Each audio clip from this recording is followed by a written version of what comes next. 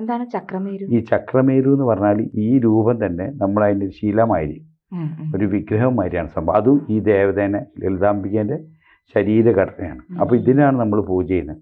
അപ്പോൾ ഇതിനെന്താ പ്രത്യേകിച്ച് നമ്മൾ വെറുതെ ഒരു ശ്രീചക്രത്തിന് പൂജ ചെയ്തുകൊണ്ടോ അല്ലെ പുഷ്പങ്ങൾ അർപ്പിച്ചുകൊണ്ട് കാര്യമില്ല. ഇതിന് പ്രാണൻ, ജീവൻ, അങ്ങനെയുള്ള ദശാംഗ വിദ്യയിൽ ഇത് കൊടുക്കണം. അപ്പോൾ അതിന് ഒരു ശ്രീവിദ്യ ഉപാസനായ തന്ത്രീനെ കൊണ്ട് ഇത് ചെയ്യിപ്പിക്കണം എന്നാണ് പറയുക.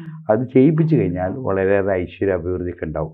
പിന്നെ ഇതിൻ്റെ പ്രത്യേകിച്ച് ഇതിനെ കൊണ്ടുവച്ച് നമ്മൾ പൂജ ചെയ്യുമ്പോൾ പ്രധാനമായിട്ട് വേണ്ട വെച്ചാൽ മീമാംസങ്ങൾ ഈ പൂജ ചെയ്യുന്ന ആളോ ആ വീട്ടിൽ കയറ്റാൻ പാടില്ല. ഈ ശ്രീചക്രം ഉള്ള വീട്ടിൽ മത്സ്യമാംസാദികൾ പിന്നെ ഉപയോഗിക്കാൻ പാടില്ല. അതൊരു പ്രധാന വിഷയമാണ്. അതിൻ്റെ പ്രത്യേകത എന്ന് വെച്ചാൽ ശ്രീചക്രം ഒരു ഭാഗത്ത് പൂജ ചെയ്യുക, ഒരു ഭാഗത്ത് മീമാംസങ്ങൾ കയറ്റി കഴിഞ്ഞാൽ രണ്ടും നെഗറ്റീവും പോസിറ്റീവാണ്. അത് അതുകൊണ്ടാണ് അതിനെ വേണ്ടാന്ന് പറയാനുള്ള ചോദിച്ചാൽ നമ്മൾ കറക്റ്റായിട്ട് ശുദ്ധി നോക്കാത്ത വീടുകളിൽ ഈ ശ്രീചക്രം വയ്ക്കേണ്ട. അതിൽ മനുഷ്യൻ്റെ ഒരു തരാന്ന് വെച്ചാൽ ഒരു മനസ്സിൽ കൊണ്ട് നമുക്ക് നന്നാവണമെന്നുണ്ടാവും. ഒരു മനസ്സ് നമ്മൾ ആഗ്രഹങ്ങൾ, അതായത് ഈ ഭക്ഷണ പദാർത്ഥത്തിലുള്ള ആഗ്രഹം, ഇതും വിടാൻ വയ്യ, ഇതും വിടാൻ വയ്യ. ഇത് രണ്ടും കൂടി സംയോജിക്കുക പറഞ്ഞാൽ നടക്കില്ല. അതാണ് ഇതിൻ്റെ പ്രശ്നം. അപ്പം അത് ഏതെങ്കിലും ഒന്ന് വിടുക. ഒന്നൊക്കെ മീമാംസങ്ങൾ കഴിച്ചിട്ട് നമ്മൾ മുന്നോട്ട് പോവുക. അതല്ല ശ്രീചക്രത്തിൽ പോവുകയാണെങ്കിൽ അതിൻ്റെ രീതി നമ്മൾ ചിട്ടേ പോകണം. അതാണ് കാരണം ചൊവ്വ വെള്ളി ദിവസങ്ങളിലാണ് ഇതിൻ്റെ പൂജയ്ക്ക് വളരെ പ്രാധാന്യം. അതിന് വളരെയേറെ രീതിയിൽ ചെയ്യണം. പിന്നെ നമ്മൾ ഭക്ഷണം കഴിക്കാതെ വേണം പൂജ ചെയ്യാൻ. ഈ പൂജ ചെയ്യുന്നതിൻ്റെ പ്രത്യേകത എന്താ വെച്ചാൽ ലളിതാ സഹസ്രനാമം, അത് നമ്മൾ ഓരോ സഹസ്രനാമത്തിൽ ഓരോ നാമങ്ങൾ വെച്ചിട്ട് വേണം അർച്ചന ചെയ്യാൻ.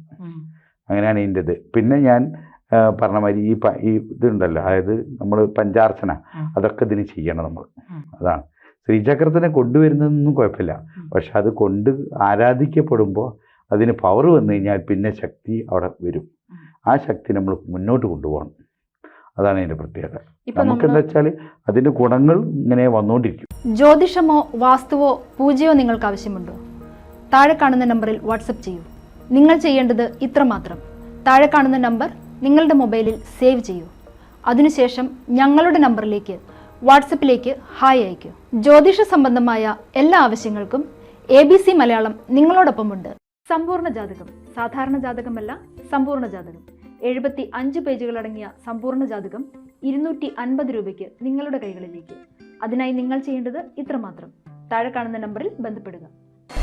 ജ്യോതിഷവുമായി ബന്ധപ്പെട്ട എല്ലാ വിശേഷങ്ങളും നിങ്ങളിലേക്കെത്താൻ ABC ജ്യോതിഷം സബ്സ്ക്രൈബ് ചെയ്യുക.